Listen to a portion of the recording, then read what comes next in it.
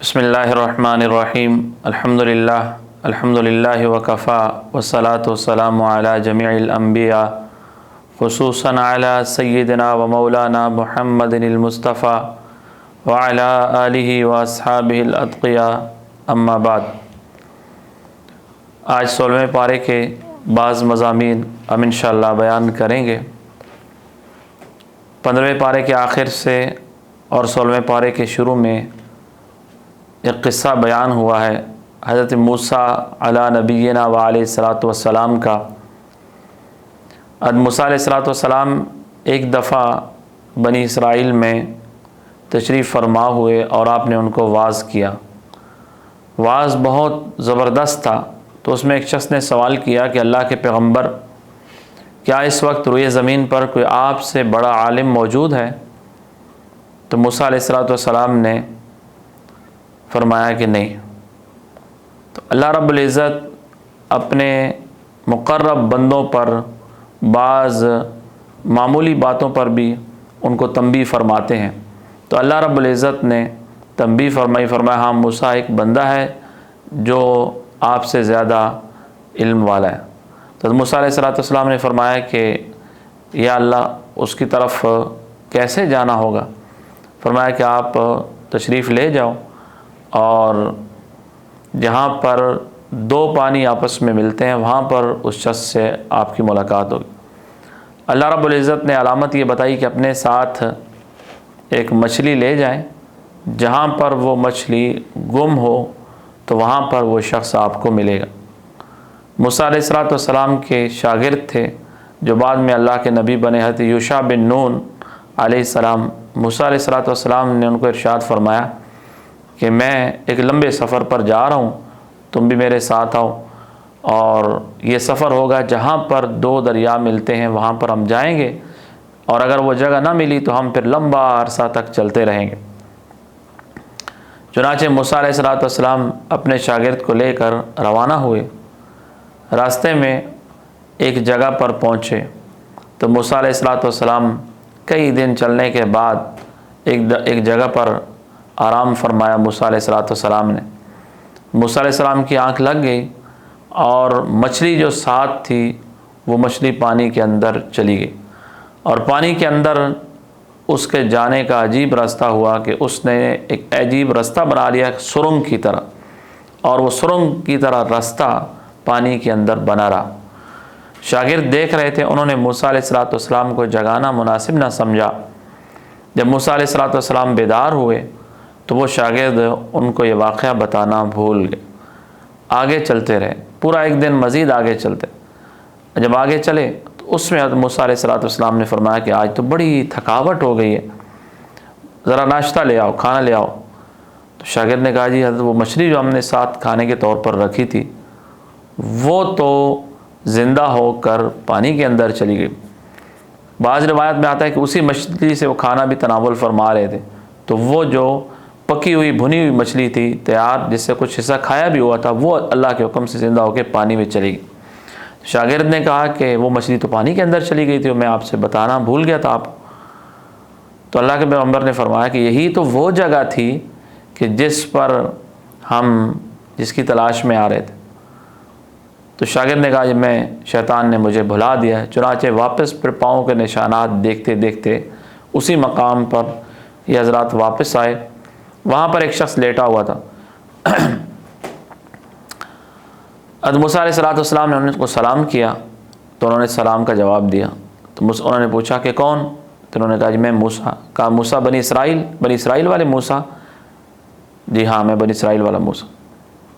तो वो हज़रत खज़र थे जो बाज़ रिवायत में आता है कि अल्लाह के पैगंबर थे या अल्लाह के नेक बंदे।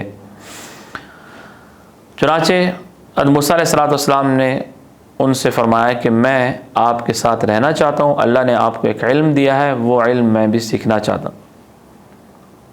खज़र ने फरमाया कि आप मेरे साथ नहीं रह सकेंगे, आप सब्र नहीं कर सकें। मेरे साथ रहने की एक शर्त है कि आप मुझसे सवाल नहीं करें। मूसा अलैहिस्सलाम ने फरमाया ठीक है, मैं आपसे सवाल नहीं करता। चुनाचे ये तीनों हज़रात सफ़र पर रवाना हुए। अब راستے میں بعض روایات میں آتا ہے کہ جب کشتی پر سوار ہوئے تو ایک چڑیا آئی اور اس نے چونچ میں پانی لیا اور پانی لے کر اڑ گئی۔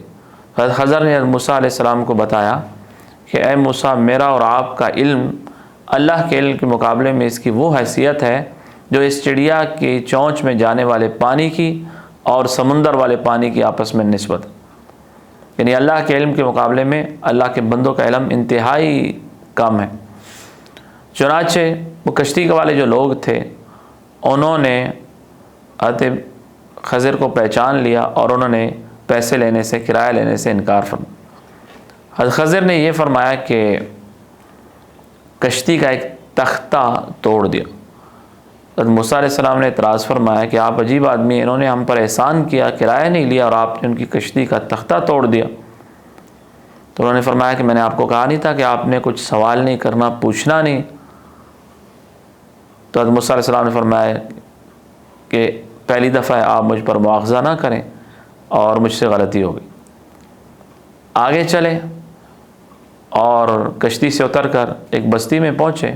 وہاں بستی کے باہر کچھ لڑکے کھیل رہے تھے، تو حضرت خضر نے ایک لڑکے کو پکڑ کے قتل کر دی۔ تو موسیٰ علیہ السلام نے کہا کہ آپ نے تو عجیب کام کیا، ایک شخص کو قتل کر دیا، بے گناہ انسان، یہ تو بالکل جائز نہیں اس کا قتل، معصوم جان تھے۔ انہوں نے کہا میں نے آپ کو بتایا نہیں تھا کہ آپ نے سوال نہیں کر؟ تو موسیٰ علیہ السلام نے فرمایا کہ ٹھیک ہے، آئندہ جب میں نے سوال کیا تو میرا اور آپ کا راستہ جدا ہو جائے۔ چنانچہ آگے گئے، ایک بستی کے اندر داخل ہوئے تو انہوں نے بستی کے دستور کے مطابق ان سے کہا کہ ہماری مہمانی کرو اور ہمیں کھانا کھلاؤ۔ تو اس دور میں دستور یہ تھا کہ کوئی مہمان بستی میں جائے تو بستی والوں کے لیے ذمہ داری تھی ان کی وہ کھانا کھلاتے۔ تو انہوں نے انکار کر دیا، کھانا نہیں کھلا۔ ان میں ایک شخص کی دیوار گر رہی تھی تو خضر نے اس دیوار کو سیدھا کر دی۔ موسیٰ علیہ السلام نے فرمایا کہ ان لوگوں نے ہمیں کھانا نہیں دیا اور آپ نے دیوار سیدھی کر دی، آپ چاہتے اس پر مزدوری لے سکتے تھے ان سے۔ تو حضرت خضر نے فرمایا کہ اب یہ میرا اور آپ کی جدائی کا وقت ہے، ہم ساتھ نہیں رہ سکتے کہ آپ بار بار سوال فرما رہے۔ اب ان تینوں واقعات کی حقیقت آپ سمجھ لیں۔ فرمایا کہ پہلا جو کشتی تھی وہ چند غریب لوگوں کی تھی، جس طرف جا رہی تھی آگے ایک بادشاہ تھا جو ہر خوبصورت کشتی کو لے لیتا۔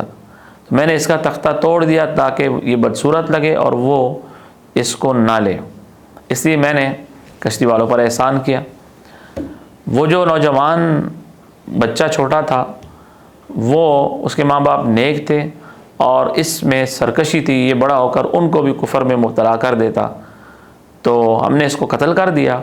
اللہ رب العزت اس کے بدلے میں ان کو اور لڑکا عطا فرمائیں گے۔ اور تیسرا جو دیوار تھی یہ یتیم بچوں کی تھی اور ان کا جو والد تھا وہ نیک آدمی تھا۔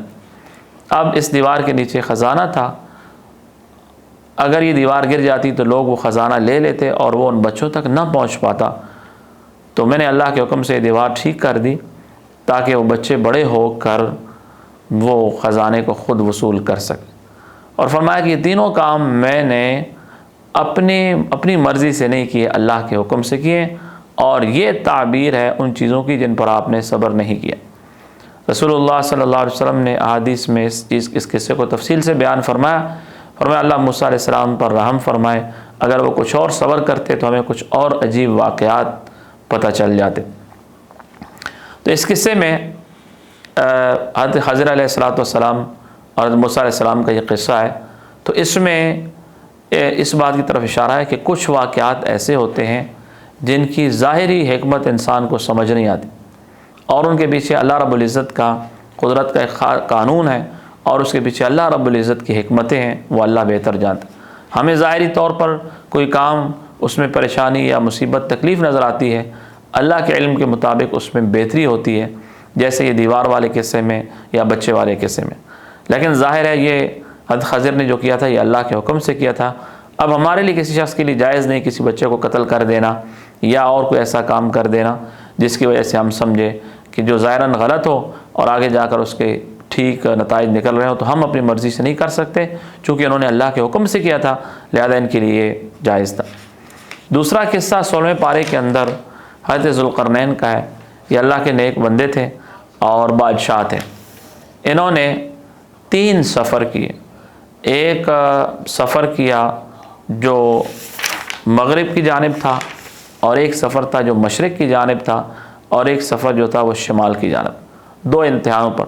مغرب کی طرف سفر کیا جہاں پر سورج بالکل غروب ہو رہا ہے، وہ ایسے معلوم ہوتا تھا جیسے پانی کے چشمے میں غروب ہو رہا ہے. مشرق کی طرف بھی ایک سفر کیا اور وہاں جو لوگ تھے ان کو دین کی دعوت دی، اور اللہ رب العزت نے فرمایا کہ آپ کو اختیار ہے کہ آپ ان لوگوں کو قتل کرو یا ان کو باقی رکھو.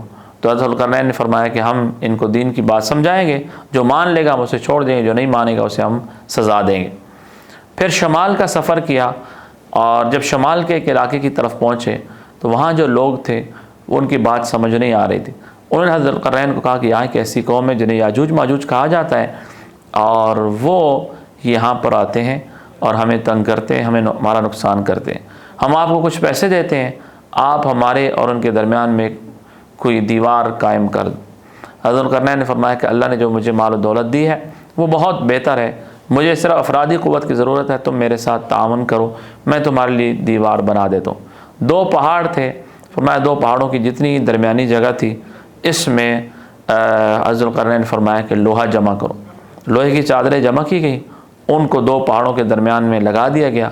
اب فرمایا کہ تانبا لے آؤ، اور آگ جلائی گئی، اس کے اندر تانبے کو پگھلایا گیا، اور وہ اس لوہے کے اوپر وہ پگھلا ہوا تانبا ڈالا گیا.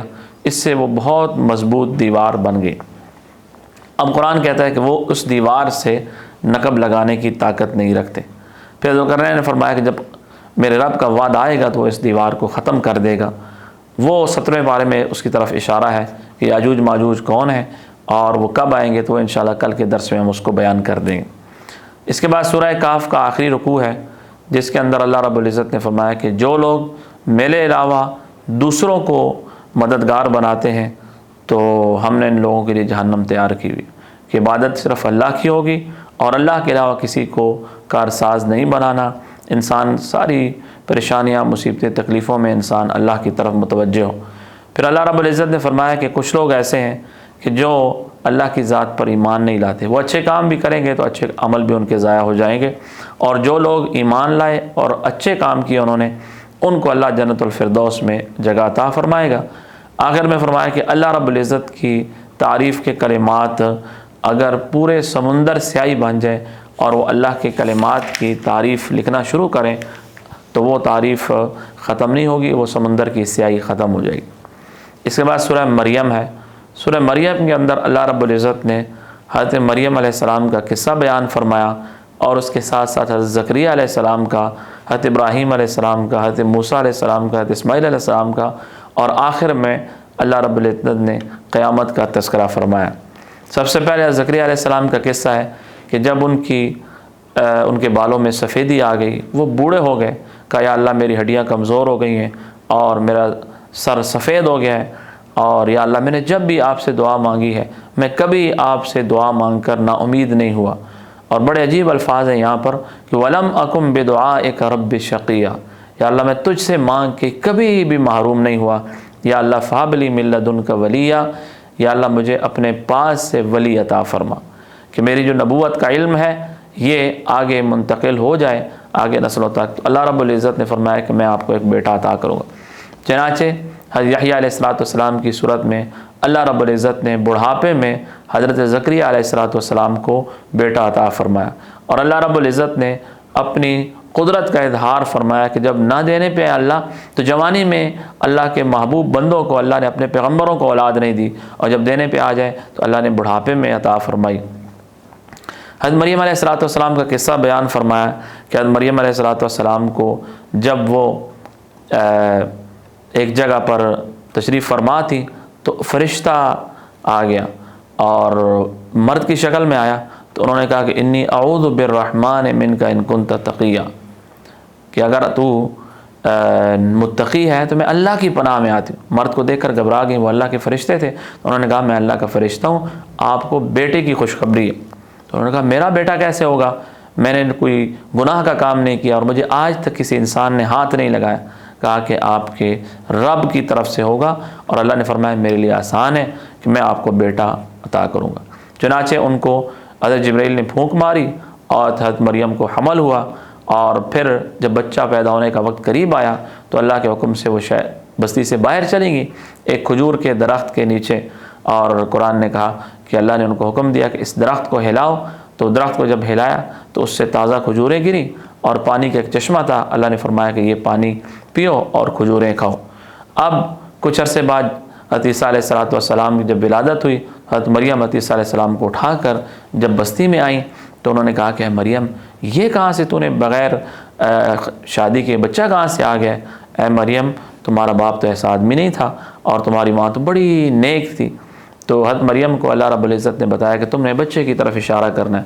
تو حضرت مریم نے بچے کی طرف اشارہ کیا تو انہوں نے کہا ہم اس سے کیسے بات کریں، تو بچہ ہے۔ تو حضرت عیسیٰ علیہ السلام نے بچپن میں بات کی کہ انی عبداللہ آتانی الکتاب وجعلنی نبیہ، کہ میں اللہ کا بندہ ہوں اور اللہ نے مجھے کتاب دی ہے، اللہ نے مجھے نبوت عطا کی۔ اس کے بعد اللہ رب العزت نے حضرت ابراہیم علیہ السلام کا قصہ بیان فرمایا کہ انہوں نے اپنے والد کو دعوت دی اور انہوں نے کہا کہ اے ابا جان، لم تعبد ما لا يسمع ولا يبصر ولا يغني عنك شيئا، آپ ایسے بتوں کو کیوں عبادت کرتے ہیں جو نہ سنتے ہیں نہ دیکھتے ہیں اور نہ کچھ کر سکتے ہیں؟ تو اگر آپ ایسا کریں گے تو مجھے خطرہ ہے اللہ کی طرف سے آپ پر عذاب آ جائے گا۔ تو باپ نے کہا کہ اگر آپ باز نہ آئے اس بات سے تو میں آپ کو رجم کر دوں گا۔ تو ابراہیم علیہ السلام نے باپ کو سلام کیا اور کہا کہ وہ علاقہ چھوڑ کے تشریف لے گئے۔ اب جب اللہ رب العزت کے لیے بندہ کچھ قربانی دیتا ہے تو اللہ بندے کو انعامات عطا فرماتے ہیں۔ تو ابراہیم علیہ السلام نے اپنا گھر بار چھوڑا، اپنا خاندان چھوڑا، اپنے والدین کو چھوڑا، تو اللہ نے فرمایا کہ فلما اعتزلهم وما يعبدون من دون اللہ، جب ابراہیم علیہ السلام نے ان کو اور جن کی وہ عبادت کرتے تھے اللہ کے علاوہ سب کو چھوڑ دیا، تو وَهَبْنَا لَهُ إِسْحَاقَ وَيَعْقُوبَ وَكُلًّا جَعَلْنَا نَبِيًّا، تو ہم نے ان کو اسحاق دیے جو بیٹے تھے اور پھر یعقوب دیے جو پوتے تھے، اور وَكُلًّا جَعَلْنَا نَبِيًّا، اور ہم نے ان سب کو نبی بنایا۔ تو ابراہیم علیہ السلام کو یہ اعزاز حاصل ہے کہ وہ خود بھی اللہ کے نبی ہیں، ان کے دو بیٹے حضرت اسماعیل اسحاق اللہ کے نبی ہیں، پھر ان کے پوتے حضرت یعقوب اللہ کے نبی ہیں، ان کے پڑپوتے حضرت یوسف اللہ کے نبی ہیں علیہم الصلاۃ والتسلیمات۔ حضرت موسیٰ علیہ السلام کا قصہ مختصر اشارہ کیا کہ اللہ رب العزت نے طور پر ان کو نبوت عطا کی۔ اس کے بعد اسماعیل علیہ السلام کے بارے میں فرمایا کہ وہ وعدوں کے اندر بڑے سچے تھے۔ تمام انبیاء کرام سچے ہوتے ہیں، بعض کے خاص اوصاف قرآن ذکر کر دیتے ہیں۔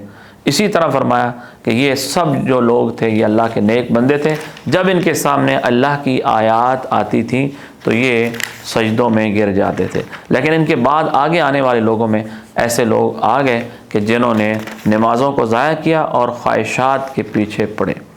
تو اگر نماز کا اہتمام نہ کرے، خواہشات کے پیچھے پڑے انسان، تو پیغمبروں کی اولاد بھی ہو تب بھی قرآن کے مطابق وہ گمراہی کی طرف چلے جاتے ہیں۔ تو اسی لیے کسی بھی نیک شخص کی اولاد اگر وہ نماز کا اہتمام نہیں کرتی اور خواہشات کے پیچھے جاتے ہیں تو پھر ان کی گمراہی کے چانس بہت زیادہ ہوتے ہیں۔ قرآن کہتے ہیں ہاں جو شخص ایمان لائے، توبہ کی، اچھے کام کیے تو اللہ ان کو جنت میں داخل کرے گا۔ اس کے بعد سورت کے آخر میں اللہ رب العزت نے جہنم کے مناظر بیان فرمائے اور جنت جہنم کا تذکرہ فرمایا کہ وَإِن مِّنكُمْ إِلَّا وَارِدُهَا كَانَ عَلَىٰ رَبِّكَ حَتْمًا مَقْضِيًّا، فرمایا کہ تم میں سے ایک ایک شخص جہنم کے اوپر سے گزرے گا، اور فرمایا کہ نیک لوگ وفد کی صورت میں اللہ کے دربار میں جائیں گے اور مجرم لوگ پیاس سے جانوروں کی طرح انہیں ہانک کے جہنم کی طرف لے جایا جائے گا۔ اور آخر میں فرمایا کہ وَكُلُّهُمْ آتِيهِ يَوْمَ الْقِيَامَةِ فَرْدًا، فرمایا ہم سب انسانوں کے سب اعمال کو لکھ رہے ہیں اور ایک ایک انسان جو ہے ہمارے پاس تنہا آئے گا، کوئی کسی کا ساتھ نہیں ہوگا۔ وَكُلُّهُمْ آتِيهِ يَوْمَ الْقِيَامَةِ فَرْدًا۔ اس کے بعد سورہ طٰہٰ ہے۔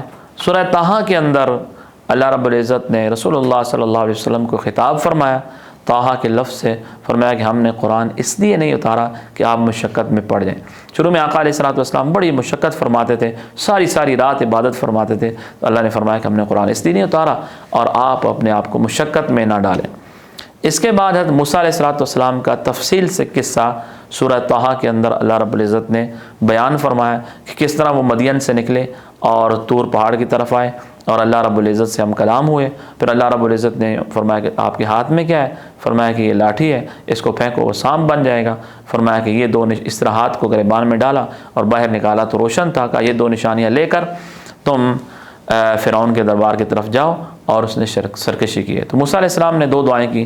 ایک تو دعا یہ فرمائی کہ یا اللہ میرے بھائی ہارون ان کو بھی میرے ساتھ نبوت میں آپ شریک فرما دیں، اللہ نے یہ دعا بھی قبول فرمائی۔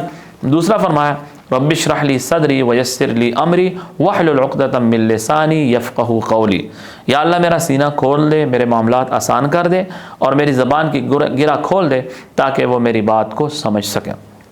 تو یہ بڑی زبردست دعا ہے موسیٰ علیہ السلام کی، رب اشرح لی صدری ویسر لی امری۔ کسی معاملے میں انسان کو مشکلات پیش آ رہی ہوں تو یہ دعا کرے رب اشرح لی صدری ویسر لی امری۔ اسی طرح انسان جب کوئی بیان کر رہا ہے، کوئی واعظ کر رہا ہے، یا کوئی مشکل کام کرنا چاہتا ہے تو یہ دعا کر لے رب اشرح لی صدری ویسر لی امری واحلل عقدۃ من لسانی۔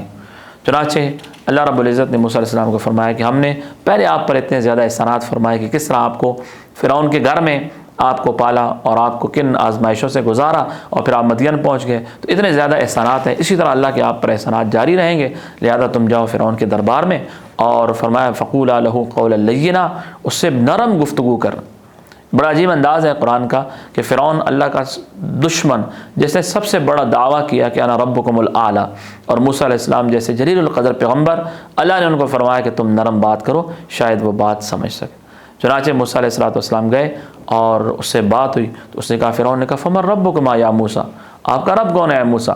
موسیٰ علیہ السلام نے فرمایا میرا رب وہ ہے جس نے ہر چیز کو تخلیق کیا ہے پھر اسے ہدایت دی۔ اسی طرح سوال جواب ہوتے رہے تو فرعون نے مقابلے کے لیے انہوں نے کہا، جب موسیٰ علیہ السلام نے لاٹھی پھینکی وہ سام بن گئے، تو فرعون نے کہا تو جادو ہے، اس نے اطراف سے جادوگر جمع کر دیے، جادو کا مقابلہ ہوا۔ جادوگر جب سامنے آئے انہوں نے لاٹھیاں پھینکی، موسیٰ علیہ السلام تشریف لائے، انہوں نے اپنی لاٹھی پھینکی، وہ ایک بہت بڑا اژدہا بن گئی جو سب ان کی لاٹھیوں اور رسیوں کو کھا گئی۔ اب اس پر قرآن کہتا ہے کہ فَأُلْقِيَ السَّحَرَةُ سُجَّدًا قَالُوا آمَنَّا بِرَبِّ هَارُونَ وَمُوسَىٰ، سارے جادوگر سجدے میں گر گئے اور انہوں نے کہا کہ ہم موسیٰ اور ہارون کے رب پر ایمان لائے۔ تو فرعون نے کہا تم تو یہ جو ایمان لائے ہو یہ موسیٰ علیہ السلام سے تم نے سیکھا ہے جادو، اور یہ تمہاری ملی بھگت سے یہ سارا کام ہوا ہے، میں تمہیں سولی پر لٹکاؤں گا۔ انہوں نے کہا تو جو کر سکتا ہے کر لے، ہم رب پر ایمان لائے ہیں، ہم کسی صورت میں بھی ایمان سے ہٹنے والے نہیں ہیں۔ اس کے بعد اللہ رب العزت نے فرعون کے غرق ہونے کا واقعہ بیان کیا۔ چنانچہ موسیٰ علیہ السلام کو حکم دیا گیا کہ آپ لوگوں کو لے کر شہر سے تشریف لے جائیں۔ موسیٰ علیہ السلام نکل گئے اور فرعون پیچھے پیچھے ہوا، اور آگے جا کر جب سمندر میں پہنچے موسیٰ علیہ السلام نے لاٹھی ماری اور سمندر سے راستے بن گئے، بنی اسرائیل والے پار ہو گئے، فرعون بھی پیچھے پیچھے آ گیا۔ جب فرعون سمندر کے اندر داخل ہو گیا اور موسیٰ علیہ السلام کے ساتھی پار ہو گئے تو اللہ نے پانی کو حکم دیا، پانی چل پڑا اور یہ سارے لوگ تباہ ہو گئے۔ بنی اسرائیل یہاں سے نکل گئے، آگے جا کر ایک جگہ پر کچھ لوگ کسی بت کی عبادت کر رہے تھے، تو انہوں نے کہا کہ موسیٰ جس طرح ان کا رب ہے نا، ہمارا رب بھی اسی طرح کوئی رب بنا دو جس کی ہم پوجا کریں۔ موسیٰ علیہ السلام نے کہا اللہ کے بندو، ابھی اللہ نے تمہیں نجات دی ہے اور ابھی تم پھر بت پرستی کی طرف جا رہے ہو۔ پھر موسیٰ علیہ السلام کو اللہ رب العزت نے فرمایا کہ آپ طور پر آ جاؤ۔ چنانچہ طور پر موسیٰ علیہ السلام تشریف لے گئے۔ پیچھے سے بنی اسرائیل میں ایک شخص تھا سامری، اس نے زیورات سے ایک بچڑا بنا دیا اور اس کی پوجا شروع کر دی۔ تو بنی اسرائیل میں کچھ لوگ ایسے ہو گئے جنہوں نے بچڑے کی پوجا شروع کر دی۔ تو اللہ رب العزت نے یہ سارے واقعات یہاں پر سورہ طٰہٰ کے اندر بیان فرمایا۔ درمیان میں اللہ رب العزت نے اس قصے کے درمیان یہ بھی فرمایا کہ منہا خلقناکم وفیہا نعیدکم ومنہا نخرجکم تارۃ اخری، کہ ہم نے اسی زمین سے تمہیں پیدا کیا ہے، اسی میں تمہیں واپس کریں گے اور اسی سے تمہیں نکالیں گے۔ بعض روایت میں آتا ہے کہ انسان کی پیدائش مٹی سے ہوئی ہے، اور اس مٹی سے ہوئی ہے کہ جہاں پر اس کی قبر ہوگی، کہ جب انسان ماں کے پیٹ میں جاتا ہے تو اس جہاں سے اس کی قبر ہوتی ہے وہاں سے مٹی لائی جاتی ہے اور فرشتہ اس کے خمیر میں وہ شامل کرتا ہے۔ قرآن کی آیت میں اس بات کی طرف اشارہ ہے کہ منہا خلقناکم وفیہا نعیدکم، کہ اسی مٹی سے تمہیں پیدا کیا، اسی میں تمہیں واپس کریں گے، ومنہا نخرجکم تارۃ اخری، اور اسی میں تمہیں ایک اور مرتبہ اس سے نکالیں گے۔ آخر میں اللہ رب العزت نے فرمایا کہ لوگ اللہ کے دربار میں کھڑے ہوں گے اور لا تنفع الشفاعہ، کوئی سفارش کا مالک نہیں ہوگا، کوئی بات نہیں کر سکے گا الا یہ کہ اللہ جس کو اجازت دیں گے وہ بات کرے گا۔ جو اچھے اعمال کر کے آئے گا اس کو اللہ بدلہ دے گا، اور جو برے اعمال کر کے آئے گا وہ جہنم میں جائے گا۔ پھر آدم علیہ السلام اور ابلیس کا قصہ بیان ہوا اس میں، اور آخر میں اللہ رب العزت نے فرمایا کہ من اعرض عن ذکری فإن له معیشۃ ضنکا ونحشرہ یوم القیامۃ اعمی، کہ جو شخص میرے ذکر سے اعراض کرے گا میں اس کی معیشت تنگ کر دوں گا، اور قیامت والے دن وہ اندھوں میں اٹھایا جائے گا اور وہ کہے گا رب لما حشرتنی اعمی، یا اللہ آپ نے مجھے کیوں اندھا اٹھایا، وقد کنت بصیرا، میں تو دیکھنے والا تھا۔ تو اللہ فرمائیں گے کذالک اتتک آیاتنا، میری آیتیں تیرے پاس آئیں فنسیتہا، تو ان کو بھول گیا، آج تجھے بھی ایسے ہی بھلا دیا جائے گا۔ تو جو شخص قرآن سے اعراض کرتا ہے، دین سے اعراض کرتا ہے، تو اللہ رب العزت قیامت والے دن اس سے اعراض فرمائیں گے۔ اسی میں علماء نے لکھا ہے کہ یہ بھی ہے کہ انسان کو اللہ قرآن کی دولت دیں اور وہ لاپرواہی کر کے اسے بھول جائے، تو یہ بھی اللہ کی کتاب سے اعراض میں شامل ہے، اور اس سے اللہ معیشت بھی تنگ کرتے ہیں، اور قیامت والے دن اس کا حشر اندھوں میں ہوگا۔ آخر میں اللہ رب العزت نے فرمایا کہ صبح شام اللہ کی تسبیح بیان کیا کرو، اور رات کو بھی اللہ کی تسبیح بیان کیا کرو۔ وسبح بحمد ربک قبل طلوع الشمس، سورج طلوع ہونے سے پہلے اللہ کی تسبیح، قبل غروب، یا سورج کے غروب ہونے سے پہلے بھی، اور رات کو بھی اور دن کو بھی۔ اور فرمایا کہ اس سے نمازیں بھی مراد ہو سکتی ہیں، اور اللہ کا ذکر بھی ہو سکتا ہے کہ انسان سورج طلوع ہونے سے پہلے صبح سے لے کر اشراق تک اللہ کا ذکر کرے، سورج غروب ہونے سے پہلے عصر سے لے کر مغرب تک اللہ کا ذکر کرے، اسی طرح رات اور دن کے مختلف اطراف میں انسان اللہ کو یاد کرے۔ اور آخر میں فرمایا کہ اللہ نے دنیاوی مال و دولت جن کو دیا ہے تم ان کی طرف آنکھ اٹھا کر نہ دیکھو۔ تو انسان کو اللہ نے اگر قرآن کی دین کی دولت دی ہے تو اسے دنیاوی جن لوگوں کو اللہ نے دنیا کی دولت دی ہے ان کی طرف للچائی ہوئی نگاہ سے نہیں دیکھنا چاہیے کہ یار فلاں کے پاس تو یہ چیز ہے میرے پاس نہیں ہے۔ احادیث میں آتے ہیں کہ اللہ نے جس شخص کو قرآن کی دولت دی اور اس نے